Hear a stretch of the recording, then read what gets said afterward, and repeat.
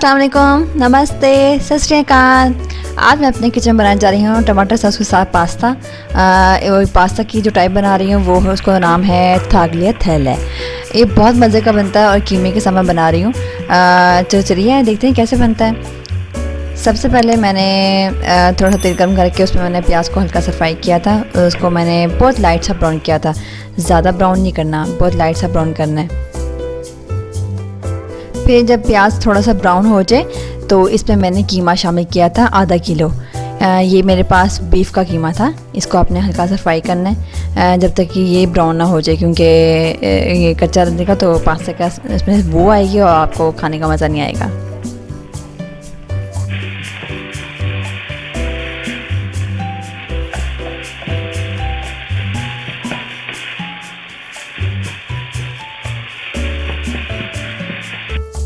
फिर मसालों में हम सिंपल जो है 3 मसाले इस्तेमाल करेंगे। नमक हस्ब ज़ायका, लाल मिर्च जो है वो आपने डालनी है 1 खाने का चम्मच, और काली मिर्च जो है 1 चाय का चम्मच।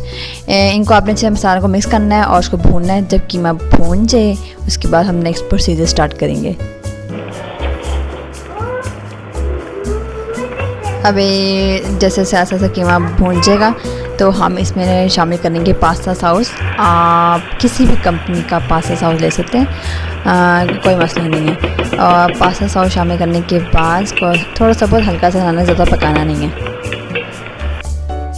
फिर जब ये पास्ता सॉस को आपने 1-2 मिनट के लिए पका लिया, अब मैंने दूसरे चूल्हे पे जो है वो पास्ता को गर्म कर रही हूँ, और जैसे मैं बता चुकी हूँ इसका नाम है थागलियाथेले।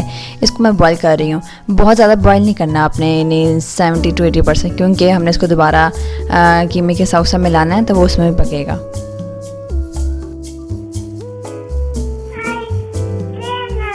आके मैं दिखाती है। नहीं आई, मामा ने बताया था अभी नहीं खाना, जब पापा और भाई आएंगे फिर खाएंगे। अभी पास्ता बॉयल हो चुका है तो इसको मैं डाल रही हूँ कीमे के सॉस में। इसको अच्छे से मिक्स करना है ताकि ये दोनों जो है यकजान हो जाए। और फिर मैं उसके ऊपर डाल रही हूँ चीज़ आप अपनी पसंद के मुताबिक कम या ज़्यादा डाल सकते हैं। और अभी चीज़ डालने के बाद मैं उसके ऊपर डालूँगी ओरिगानो। फिर हम उसको दम पे से 2-3 मिनट कर रखेंगे और फिर इसको दम से के हम खा लेंगे। फिर खाने के लिए बिल्कुल तैयार है।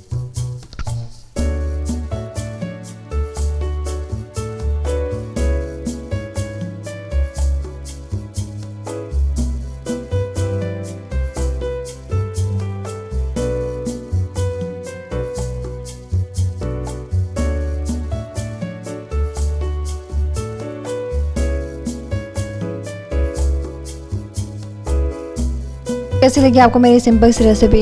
ये बहुत आसान है और बनाने में भी कोई मुश्किल नहीं है। मैं आपको कोशिश करती हूँ कि ऐसी रेसिपी सिखाऊँ जो बहुत आसान हो, ताकि जो नए सीखने वाले हैं उनके लिए कोई मुश्किल ना हो कि उनको बहुत सजा करना पड़े अभी क्या डालना है, कितने इंग्रेडिएंट्स हैं। मैं बहुत कम इंग्रेडिएंट्स में सिखाती हूँ ताकि सबके लिए आसानी हो। तो चलिए चेक करके बताते हैं ये कैसा है।